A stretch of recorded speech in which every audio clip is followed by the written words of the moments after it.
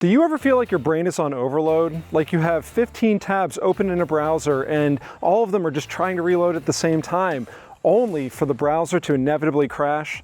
This is the reality for most real estate agents. They're operating in chaos, going from one frantic phone call to the next and running from appointment to appointment like chickens with their heads cut off. It seems like there's no end in sight, and chaos is inevitable in the real estate industry, but I'm here to tell you that it's not. My name is Lou Raven. I'm with Reinvest Real Estate. Together with my partner Elise Palacios, we help real estate agents go from production to legacy. And today I'm sharing with you the exact process that I use and teach to help agents break through mental clutter. Now, this is not just any step in the process. This is the first step in the process. And if you don't do this, you'll always be playing catch up. Now, for starters, I want to dispel a common myth that many agents have. I've talked to so many real estate agents to say that they're just not organized people and they are just doomed to failure and they'll never get organized. Here's the reality. Nobody's brain is a calendar. Nobody just has this skill innately. We all have to learn it one way or another. So I encourage you to put any limiting beliefs that you may have aside and just be open-minded to hearing what this process is. By following this brain dump method, you will avoid things like decision fatigue, anxiety, and context switching. I'll go into each one of those briefly just to help you understand what we're trying to avoid, and then we'll go into the exact system that I use to overcome these problems. First thing we'll talk about is anxiety, and this is something that probably doesn't need much explanation. I imagine that we've all felt it at some point in time.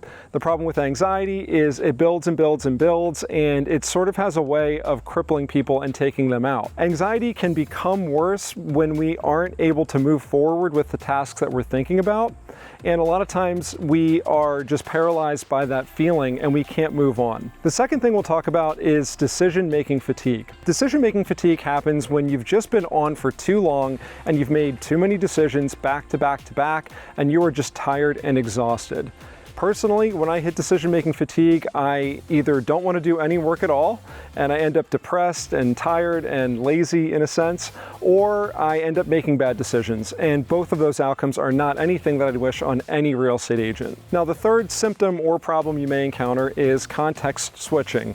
Context switching is when you jump from one task to the next while leaving the other tasks behind them incomplete. So to give you a good example of this, you may find that you're working on clearing out your inbox, then you see something that needs action and you make a phone call, and then that leads to replying to text messages, and that brings you onto MLS to look for properties for your clients, and then all of a sudden you remember that you were doing email and you jump back into that task and you do 2 emails and you get distracted by something else. You get the idea. The problem with context switching is when we go from one task to another without any type of completion, we end up feeling like we're just hamsters on a wheel, and let's be honest, we kind of are acting that way. So I'm going to teach you some simple tips on breaking through this mental clutter and breaking some of these bad habits that we've all learned and that have been reinforced and forced on us by our smartphones and social media. Now here it is, the brain dump method. This is not trademarked or patented in any way, and it's really not that brilliant, honestly, but it is something that's extremely helpful.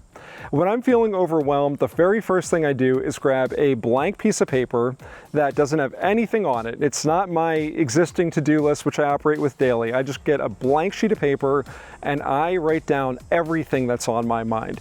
Every little thing that I have to do gets written down on that paper, whether it's business or personal. I don't take the time to classify them and break them out into different categories. I just want to get everything out of my head and onto the paper. Once I do that, I'm free to work with that information and kind of categorize it and come up with a plan for attacking the work systematically.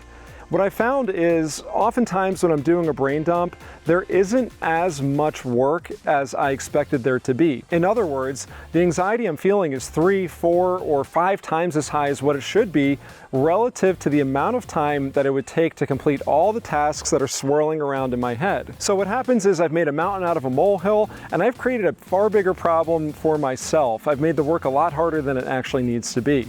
Okay, so now you have everything that's swirling in your head down on a piece of paper. The next step is to categorize the work in terms of high, medium, and low importance.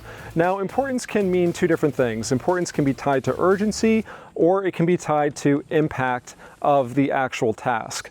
Sometimes it's both. If you have a task that's urgent and important, you'll want to complete it right away, whereas items that are not important and not urgent can fall to the bottom of the list or even fall off the list altogether. When you categorize your work, I encourage you to be as objective as possible about whether a task has high, medium, or low importance. Think about what's going to actually move the needle forward and what consequences exist to doing or not doing something. Now, this list that we've made contains both work and personal items, and I'll encourage you to look at both and tackle them in order of importance, and don't worry about whether something is work-related or not. In other words, it's fair game to take care of some personal stuff at 2 o'clock in the afternoon on a work day because it's high importance, and it may rank higher than other things that are on your to-do list that are work-related. The reality is, this whole game is about getting things out of our head and getting them off our plate. We want to get some wins. We want to take care of things that are going to make us feel good right away. So be honest with yourself about what's actually important and what isn't, and make sure that you have an effective plan to go to work after that. Sometimes agents make their list and they assign importance levels to the tasks, but they still don't know where to start. For those agents, I have two different suggestions. There are two ways that you can approach the problem. The first is that you work on the most important things that are going to have the biggest impact, and you take care of them and get them off your list right away. This is probably the most effective solution, assuming that you're not paralyzed by inaction. If you are paralyzed by inaction, you'll probably appreciate the second method, which is looking at the list and saying, what tasks on here can I get done in 2 to 5 minutes or less? By getting a few quick wins, by knocking off some of those easy tasks, you'll gain momentum and you'll be able to approach the bigger tasks. My one word of caution that I'll give is if you are starting with those 2 to 5 minute tasks, make sure that you only do a couple of them and then jump up to the most important tasks. The reality is those most important tasks are likely giving you the most anxiety and they're holding you back. And if those tasks carry over day after day after day without being complete, well, now you have that nervous cycle that we've all felt that we are trying to break away from. If you're like most agents, you'll have more work than you can accomplish in one day, and if you find yourself in that situation, you want to be sure that you process that to-do list in a manner that's going to keep your stress free long term. What I do is I look at that list and I make sure that I delegate whatever I can. I put the rest into my calendar at a future date, and I go to bed knowing that everything has been captured and I'm ready for the next day. Now, this is just the first step in the process, and if this video is helpful, be sure to go over to our productivity and systems playlist and check out the to-do list hacks video. In that video, I go into more detail on how to complete this process long-term, how to use your calendar and your to-do list together so that way you have a system that's easy to follow and keeps you on track. The goal is to relieve some of that stress from you and help you be more effective and more efficient with your time. In doing so, you'll go from production to legacy. You'll make more money in less time, and that, after all, is the goal. That's why we all got into real estate. If this video was helpful, be sure to like and subscribe to our channel. We put out a new video every single week, and head over to Skool.com and check out Reinvest Real Estate.